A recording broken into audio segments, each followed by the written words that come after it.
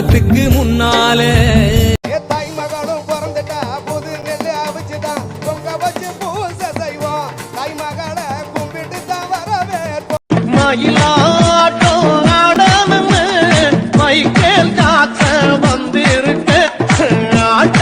ஆடாத வண்டியிலே அதிராத கொண்டையிலே அதிராத மறி கொழுந்து